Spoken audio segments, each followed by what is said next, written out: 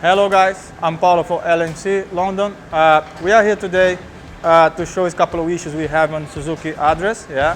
So basically the bike doesn't support the hot grip and the USB charger. So today we're gonna show you how to fix this problem. So what we've done here, yeah, we just replaced the light beam, yeah, which is located here, and there's two side lights right here for LED lights. Why is that? Because LED, they consume much less power than the normal light beam, yeah, and the bike now, it can be use the hot grip and your USB charger without any effect on the charge system. What happened back before, they have a problem. Every time you put the hot grip on, the bike doesn't support. So like a day after, you couldn't start your bike. So that's you have lots of problems, lots of customers. And I just hear around people saying, oh, we're gonna return the bike, or we don't need this bike is not good for this. So that's the way we're done. So here's the bike. So what we're gonna do, we have to release these two screws inside.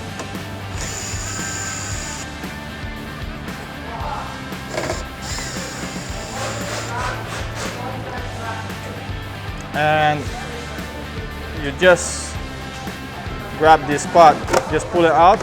They come easy like that. So here's the battery which is located. Yeah. And another thing very important, this bike, the bike doesn't have the negative on the frame, only on the wire loom or straight to the battery. So if you try to make it earth on the frame, it's not gonna work. So it has to be on the battery or on the wire itself. Yeah. So because it's a hot grip, they consume lots of power. So it needs to have thick wire, so it's better you put straight to the battery, okay? And here we have a positive.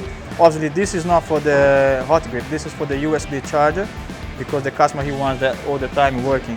But the hot grip, it needs to be located after the ignition on. You can't leave the hot grip on all the time, because you can leave them on and then just damage the battery as well. So this is the light.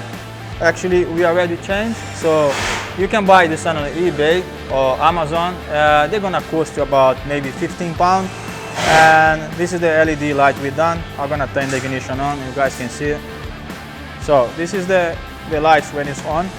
As you can see, stay much different for the original lights, and that's the one we replaced.